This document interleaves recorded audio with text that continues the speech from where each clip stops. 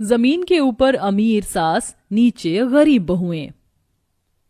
माँ देखो ना कैसे कीड़े मकोड़े निकल रहे हैं जमीन के अंदर से, ये मुझे काट लेंगे माँ। मेरे पैर पर एक कान खजूरा चिपक गया, इसे निकालो माँ। हे भगवान, कोई जल्दी से सोनू के पैर से कान खजूरा निकालो, वरना ये उसके पैर के अंदर चला जाएगा। ऐसे तड़पाने से अच्छा है कि भगवान तू हमें अपने पास बुला ले। हम अपने आंखों के सामने अपने बच्चों को ऐसे नहीं देख सकते भगवान। आखिरकार कब तक हमें इस जमीन के अंदर रहना होगा? आखिरकार ऐसी भी क्या मजबूरी रही थी इन पांचों बहुओं की, जो अपने बच्चों के साथ इन्हें इस तरह जमीन के अंदर रहना पड़ रहा था, जहां रात से भी ज्यादा गहरा अंधेरा, बदबू, कीड़े मकोड़े थे। आइए इसे जानने के लिए हम कहानी में थोड़ा पीछे चलते हैं। चलो, सारे कपड़े तो धुल गए, बस माँ जी की साड़ी रह गई, इसे भी धो लेती हूँ। पायल अपनी सास अम्बावती की साड़ी को थापी से मारते हुए साफ कर रही होती है कि तभी अचानक अम्बावती की साड़ी थोड़ी सी फट जाती है और तभी अमरावती भी बाथरूम में आ जाती है। करम जली, तूने मेरी इतनी महंगी साड़ी फाड़ दी, तेरी ये जरूरत नहीं। माँ जी, मैंने जानबूझकर नहीं फाड़ी, मुझसे गलती से फटी है।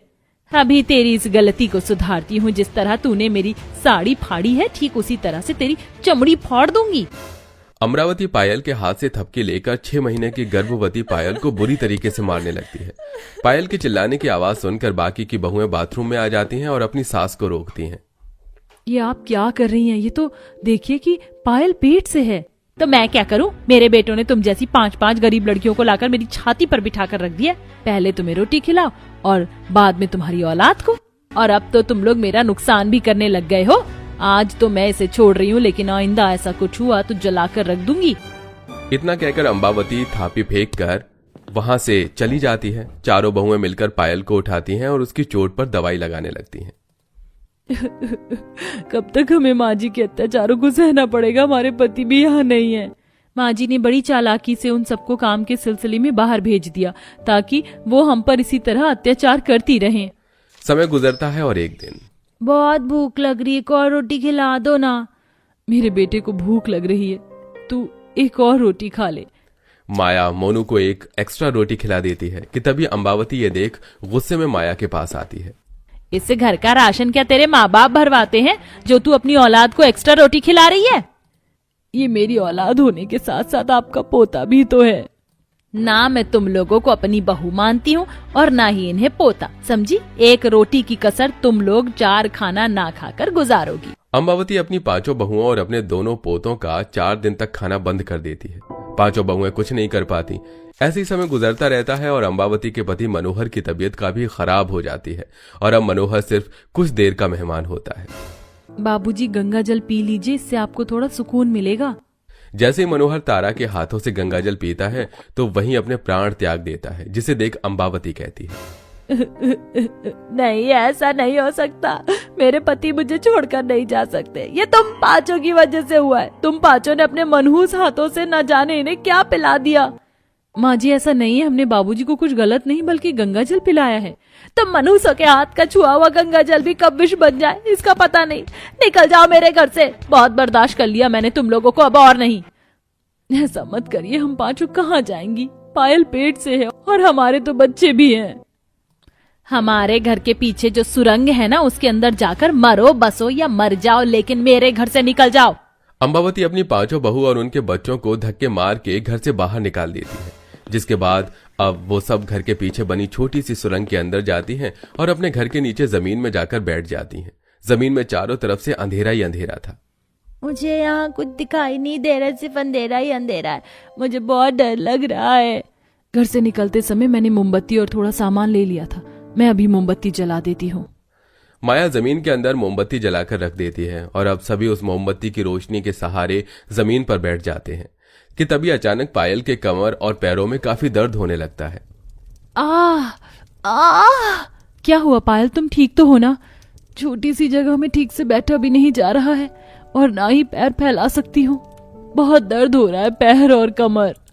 छोटी सी जगह में सभी लोग बड़ी मुश्किल से रात गुजार पाते हैं। अगले दिन सभी को बहुत जोरों से भूख लग रही होती है, लेकिन किसी के पास भी खाने के लिए पैसे नहीं होते कि तभी मोनू और सोनू दोनों बच्चे एक पन्नी में सब्जी और एक पन्नी में पूरी लेकर जमीन के नीचे आते हैं। माँ, चाची देखो, हम लोग पूरी और सब्जी लेकर आए हैं। ये तुम लोग कहाँ से लेकर आए हो? तुमने कहीं चोरी तो नहीं की? अरे नहीं, हमारे स्कूल में दोपहर का खाना मिलता है ना, तो हम वहीं से ये सब लेकर आए हैं। अब आप सब लोग जल्दी से खाना खा लीजिए। उन दोनों छोटे बच्चों की समझदारी देखकर सभी बहुओं की आंखों में आंसू आ जाते हैं और अब वो सब बच्चों के मिड डे मील को खाने लगते हैं। जहां एक तरफ जमीन के नीचे रह रही पांचों बहुएं बहुत मुश्किल दौर से गुजर रही थीं, तो वहीं जमीन के ऊपर रह रही अमीर सास अपने बड़े से घर में ऐशो आराम से जिंदगी गुजार रही थी।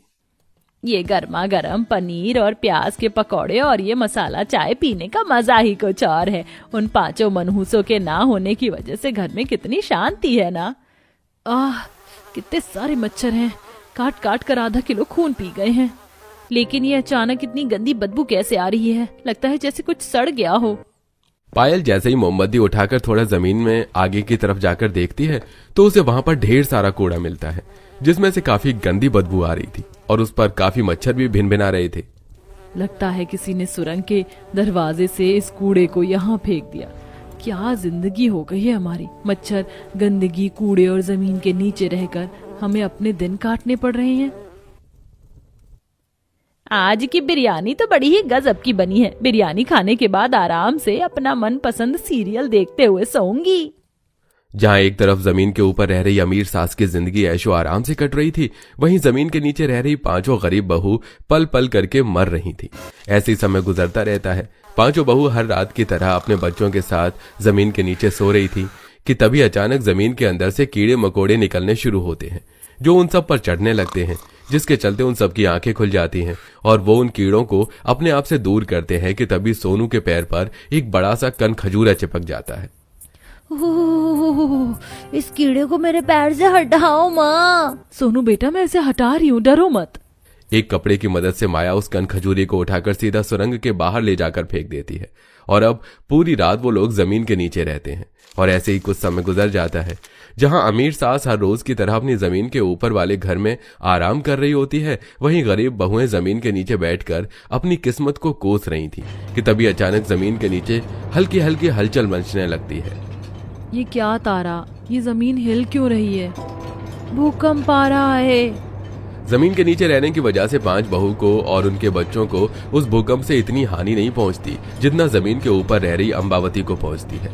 घर की चीजों को हिलता देख अंबावती जल्दी से अपने बड़े से घर से बाहर निकल आती है और देखते देखते भूकंप की वजह से अंबावती का बड़ा सा घर टूटकर मिट्टी में मिल जाता है। ये क्या हो गया? ऐसा नहीं हो सकता, मेरा घर नहीं टूट सकता। भूकंप आने की वजह से उसे सुरंग के रास्ते पर काफी सारी मिट्टी जम जाती है, जिससे पांच बहुएं अपने हाथ से निकालकर सुरंग से बाहर निकल आती हैं और देखती हैं कि मेरा घर टूट गया, मैं कहाँ जाऊँ, किसके पास रहूं? माँ जी, आपने भले ही हमें अपने घर से निकाल दिया हो, लेकिन हम आपको ऐसे बेसहारा नहीं छोड़ सकते। आप हमारे साथ चलिए। पांचों बहू अपनी सास को अपने साथ जमीन के अंदर ले जाती हैं और अंबावती देखती है कि जमीन के नीचे की सारी जगह अंधेरे से घिरी हुई कोनों कोनों में अभी भी छोटे मोटे कीड़े हैं और काफी ज्यादा बदबू भी आ रही है। ऐसी हालत में अपनी बहू को रहता देख और अंबावती को अपने किए पर काफी पछतावा होता है। इसी के साथ अंबावती ये भी देखती है कि उसने भले ही अपनी पांचों बहू को घर से निकाल दिया था, लेकिन उसकी पांचों बहू ने उसे सहारा दिया। मुझे माफ कर दो, मैं नहीं जानती थी कि मेरी वजह से तुम इतनी परेशानी में हो। अपनी नफरत के कारण मैंने तुम सबकी जिंदगी बर्बाद कर दी और भगवान ने मुझे उसके कर्म का फल दिया है। माँ जी, जो किस्मत में लिखा होता है वही होता है। आप ऐसे अपने आप को मत बोलिए।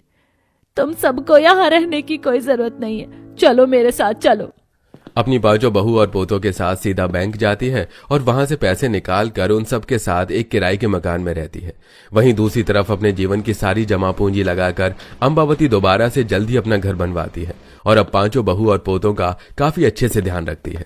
वहीं अंबावती के पांचों बेटे भी अब कुछ दिनों के लिए घर आते हैं और अपनी माँ और पत्नियों में इतना प्यार देखकर काफी हैरान होते हैं। अरे, ये उल्टी गंगा कहाँ से बह रही है? आप हमारी पत्नियों को प्यार कर रही हैं? समय के साथ इंसान को उसकी भूल पता चल जाती है। अब ये पांचों बहुएं नहीं बल्कि बेटियां हैं। जहां रात को सभी लोग सोते हैं, वहीं रात के समय मालिनी के घर की रसोई से बहुत जोर से हंसने की आवाजें आ रही थी। क्या बात है, आज तो दावत में कोई चीज नहीं रही। आज हमारे खाने की टेबल चकाचौंध लग रही है। मजा ही आ गया इतना सारा खाना देखकर। अरे जल्दी से दावत शुरू करो, कहीं हमारी सास की नजर ना लग जाए दावत के ऊपर। देखो ना, माँ जी के ना होने का फायदा हम कितने अच्छे से उठा रहे हैं। काश कि हमारी सास इस घर में होती ही नहीं तो हम रोजाना ही इस तरह की दावत का मजा उठा रहे होते। ये बढ़िया बढ़िया पकवान, ये गर्मा गर्म खाना, और ये देखो ना, कोल्ड ड्रिंक, दूध भी हम अपनी मर्जी से पी सकते हैं। कितनी मजे की बात है। तभी वैशाली सभी को उनके चश्मे देती है। हम पांचों गर्भवती बहू की पार्टी में ये चश्मे तो रह ही गए, अब आएगा असली मजा। वैशाली के दिए काले चश्मे पांचों बहू पहन लेती हैं और बढ़िया बढ़िया पकवान का रसोई के अंदर ही आनंद उठा रही होती हैं। उन्होंने रसोई में खाने की टेबल को एडजस्ट किया था। वो रसोई कोई रसोई नहीं बल्कि मौज मस्ती का माहौल दिखाई दे रहा था। तभी दरवाजा बजने की आवाज आती है। देखो ना, अब हमारी इन खुशियों को नजर लगाने कौन आ गया। कौन है जो रसोई का दरवाजा पीट रहा है? मैं तो जाने नहीं वाली हूँ अपनी पार्टी छोड़कर। जिसे जाना है वो जा सकता है। तभी बाहर से उनकी सास जोर जोर से चिल्ला रही होती है। दरवाजा खोलो, खोलो दरवाजा। तुम पांचों रसोई के अंदर क्या कर रही हो? अरे भगवान, कहीं मेरा सारा का सारा राशन खत्म तो नहीं कर रही हो? दरवाजा खोलो। इस तरह मालिनी जोर जोर से चिल्ला रही होती है, लेकिन रसोई के अंदर पांचों बहू उसकी आवाज सुनकर जोर से हंसते हैं, जैसे उनके ऊपर उनकी सास की आवाज का कोई फर्क ही नहीं पड़ रहा हो। तभी अचानक से मालिनी की आंखें खुलती हैं और उसका सपना खत्म हो जाता है। ए भगवान, ये कितना भयानक सपना था। लगता है मेरी पांचों बहू की नजर मेरे घर की रसोई पर ही है। मालिनी नींद से आधी रात के समय उठने के बाद सबसे पहले अपने चेहरे पर से सारा पसीना पोंछ लेती है और फिर रसोई की तरफ जाने लगती है। वो रसोई को देखती है। मुझे यकीन है कि मेरी पांचों बहू एक दिन इस रसोई को खाली कर ही देंगी, इसलिए पहले ही सतर्क हो जाती हूँ और अपनी रसोई में ताला लगा देती हूँ। मालिनी इतना कहने के बाद हर एक चीज पर ताला लगाती है, जैसे फ्रिज, अलमारी, ड्रॉर्स और भी खाने पीने की जितनी भी जगह होती हैं, हर तरफ ताला ही ताला होता है। हाँ, अब जाकर मुझे थोड़ा सा सुकून मिला है। अब लगता है जैसे मेरी रसोई सुरक्षित है। अब मैं आराम से सो सकती हूँ। मालिनी इतना कहने के बाद अपने कमरे में आ जाती है और आराम से सो जाती है।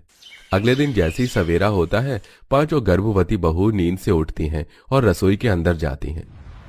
कल रात मैंने ठीक से खाना नहीं खाया, इसलिए पूरी रात मुझे नींद नहीं आई, और अब ये रसोई में ताले देखकर तो मेरा सर चकरा रहा है। पता नहीं क्या सोचकर हमारी सास ने रसोई की हर एक जगह पर ताला लगा दिया। अरे हम इतना खाते हैं क्या? हम कुछ कहते हैं या नहीं, लेकिन हमारी सास को सभी चीज समय पर मिल जाती है, लेकिन फिर भी उनकी नीयत इतनी बुरी है कि वो अपनी गर्भवती बहू को देख नहीं सकती। पांचों बहू अपनी सास के उठने का इंतजार करती हैं। मालिनी अपने बेटों के उठने से पहले ही रसोई में आती है और सभी चीजों पर से ताला हटा देती है। उसके बाद वो अपनी पांचों गर्भवती बहू को देखकर कहती है, तुम्हें क्या लगता है कि तुम मुझसे जीत जाओगी? अरे मैं सब जानती हूँ तुम्हारी चालाकियों के बारे में और तुम्हारी प्लानिंग के बारे में। माँ जी, हम तो कुछ खाते भी नहीं है और आप तो घर में कुछ अच्छा बनवाने भी नहीं देती हो। बोल तो ऐसे रही हो जैसे इस घर का खाना खाती ही नहीं हो। अब एक ही दिन मैं तुम्हारे लिए पूरा गोदाम खाली करवा दूं क्या? शालिनी की ये बात पांचों बहू को हैरान कर देती है। इतने में मालिनी एक मुट्ठी चावल, एक मुट्ठी दाल निकालकर पांचों बहू को देती है। ये चावल है, ये दाल है, जल्दी से बना दो नाश्ते में, और रोटी मेरे बेटों के लिए अच्छे से बना देना। मालिनी इतना कहकर वहां से चली जाती है और पांचों बहुओं को बहुत बुरा लगता है। बस बहुत हुआ। अब आज की रात हम अपने पतियों को बताएंगे कि माँ जी हमारे साथ ऐसा व्यवहार करती हैं। पांचों बहू मजबूर थी। वो पांचों अपनी सास के कहे अनुसार रसोई में खाना बनाती हैं, जो सिर्फ उनकी सास और उनके पतियों को ही नसीब होता है। अरे बहू, जितना हल्का खाना खाओगी उतना ही अच्छा रहेगा। डाइट भी बनी रहेगी और रसोई का राशन भी कुछ दिन फालतू चल जाएगा। वैसे तो जब से तुम पांचों इस घर के अंदर आई हो, राशन तो यहाँ आता है, वहाँ खत्म हो जाता है। माँ जी, हम इतना भी नहीं खाते जितना आप बढ़ा चढ़ाकर बोलती हो। मालिनी सेजल को कोई जवाब नहीं देती। वो टेढ़ा मुंह करके वहां से चली जाती है, जिसके बाद पांचों बहू अपने पतियों को अपनी सास के करतूत के बारे में बता देती हैं। कुणाल, ये सब कब तक चलता रहेगा? माँ जी हमारे ऊपर बिल्कुल भी ध्यान नहीं देती। ऐसे तो हमारी सेहत और बच्चों को नुकसान हो सकता है। अर्जुन, कुछ करो। माँ जी को समझाओ कि वह हमारी डाइट का ध्यान रखे, नहीं तो उनकी कंजूसी से हमारी हालत खराब हो जाएगी। तुम्हें पता भी है तुम मेरी माँ के बारे में क्या बोल रही हो? अरे मेरी माँ बहुत अच्छी है। आज तक उन्होंने हमें कभी परेशान नहीं किया। भला तुम्हें कैसे परेशान कर सकती है? अरे तुम्हें विश्वास नहीं हो रहा, लेकिन ये हकीकत है। माँ जी हमारे साथ बहुत बुरा बर्ताव करती हैं। पांचों बेटे उनकी बातों को नजरअंदाज कर देते हैं। इसी के चलते पांचों बहू भूखी प्यासी रह जाती हैं। एक दिन रात के समय घर में जितना भी खाना होता है मालिनी अपने बेटों के साथ खा लेती है और 5 बहू के लिए कुछ नहीं बचता सिवाय एक रोटी सब्जी के। भगवान, आज फिर से खाना नहीं बचा। माँ जी की कंजूसी के चलते आज फिर हमें भूखा ही सोना पड़ेगा। पांचों बहू एक ही कटोरी में अपनी एक एक रोटी खा रही होती हैं कि तभी उनकी सास मालिनी आ जाती है। हे भगवान, बहू इतनी बड़ी कटोरी में सब्जी लेकर बैठी हो, तभी तो घर में खाने की कमी होती है। राशन तुम्हारे माता पिता थोड़ी ना रख रहे हैं यहाँ पर लाकर। माँ जी, यही तो समय है कि हम अपनी डाइट पर ध्यान दें ताकि बच्चे स्वस्थ हों। अच्छा बहू, बोल ऐसे रही हो जैसे तुम्हें खाने को मिलता ही नहीं है। अरे जितना मिलना चाहिए मैं उतना दे देती हूँ, और अगर तुम्हें कुछ ज्यादा की उम्मीद है तो एक काम करो, अपना बोरिया बिस्तर उठाओ और अपने मायके पहुँच जाओ। मैं भी देखती हूँ कितनी हट्टी कट्टी होकर वहाँ से वापस आओगी। इतना कहकर मालिनी गुस्से में वहां से चली जाती हैं। वो तो चली जाती है लेकिन उसकी पांचों बहू रोती रह जाती हैं। कैसी सास है हमारी, उसे हमारी जरा भी परवाह नहीं है। हमारी तो छोड़ो, इन बच्चों की भी नहीं है। काश कि हमारी कोई सास ही ना होती तो ही सही रहता। कम से कम ऐसे दिन तो ना देखने पड़ते। जैसा हमारी सास हमारे साथ करती हैं वैसा तो पुराने जमाने की सास भी अपनी बहू के साथ नहीं करती होंगी, लेकिन इतनी कंजूसी करनी ठीक नहीं। इस तरह पांचों गर्भवती बहू बहुत ज्यादा परेशान थी। ऊपर से खाना ठीक से न मिलने की वजह से उनकी तबीयत धीरे धीरे खराब होने लगती है और वो चक्कर खाकर गिर जाती हैं। एक दिन पांचों की बहुत ज्यादा तबीयत खराब होती है और वो बेहोश हो जाती हैं। उनकी हालत देखकर अनुराग डॉक्टर को घर पर बुलाता है। देखो, चेकअप करने के बाद ये पता चला है कि इनके खान पान का ध्यान नहीं दिया जा रहा है। ये पांचों ही गर्भवती हैं। इन्हें अच्छा खान पान दिया जाए तो इनकी हालत सुधर जाएगी। क्या बात कर रहे हो डॉक्टर साहब? मेरी माँ हमारी पत्नियों का बहुत अच्छे से ध्यान रखती है। शायद कमी हमारी पत्नियों की होगी, वही नहीं खा रही होंगी खाना समय पर। इस तरह पांचों बेटे अपनी माँ के प्यार के आगे डॉक्टर की सलाह को भी कुछ नहीं समझते। कुछ दिन बाद घर में खाना नहीं होता। पांचों बहू जैसे तैसे करके एक एक रोटी बनाती है, वो भी अपनी सास से पूछने के बाद। सब्जी तो है ही नहीं, सूखी रोटी कैसे खाएंगे? तुम लोगों को सब्जी की जरूरत ही क्या है? जब घर में नमक है तो नमक से लगाकर खा लो, वैसे भी वही ठीक रहेगा। मालिनी की ये सारी बातें उसी दिन उसके पांचों बेटे ऑफिस से आने के बाद सुन लेते हैं। उन्हें इस वक्त हकीकत का सामना होता है। माँ, मैं तो सपने में भी नहीं सोच सकता था कि आप हमारी पत्नियों के साथ ऐसा करती हैं। माँ, आपकी बहुत गलत बात है। हमें तो आपके ऊपर इतना भरोसा था कि आप अच्छे से हमारी पत्नियों की देखरेख करती होंगी, लेकिन अब आपकी रसोई का राज समझ आ गया है। अपनी सच्चाई अपने बेटों के सामने आने के बाद कंजूस सास हड़बड़ा जाती है। नहीं बेटा, ऐसा नहीं है। मैं तो बस जैसा है वैसा हमने देख लिया है। बस माँ, बहुत हुआ। अब हम पांचों भाई हर महीने आपके पास राशन पहुंचा देंगे, लेकिन अब हमारी पत्नियां और इस घर में नहीं रहेंगी। लेकिन बेटा मेरी बात तो सुनो। नहीं माँ, हम नहीं सुनना चाहते। हमारी पत्नियों की सेहत के साथ साथ हमारे बच्चों की सेहत का ध्यान अब हम लोग खुद रख लेंगे। अब से आपकी रसोई पर आपका ही हक होगा और किसी का नहीं। इस तरह मालिनी अपनी पांचों बेटों और पांचों बहू को रोकती रह जाती है। उसकी कंजूसी के चलते उसके पांचों बेटे अपनी पत्नियों को लेकर घर छोड़कर चले जाते हैं। अब वो खुद अपनी पत्नियों का अच्छे से ख्याल रखती है। बहुत जल्द पांचों गर्भवती बहू स्वस्थ बच्चों को पैदा करती है और यहाँ अपनी गलती के चलते मालिनी अकेली रह जाती है और उसे अपनी गलती का पछतावा होता है। कहते हैं ना, इंसान को इतना भी कंजूस नहीं होना चाहिए कि उसे अंत में कुछ हासिल ही ना हो। जैसा कि हमारी स्टोरी की सास के साथ हुआ। उसने इतनी कंजूसी दिखाई कि जिसके चलते उसके पास उसकी रसोई तो रही पर उसके बेटे और बहू अलग हो गई। वेल दोस्तों, कैसी लगी आपको हमारी कहानी? आप हमें कमेंट बॉक्स में कमेंट करके जरूर बताइएगा।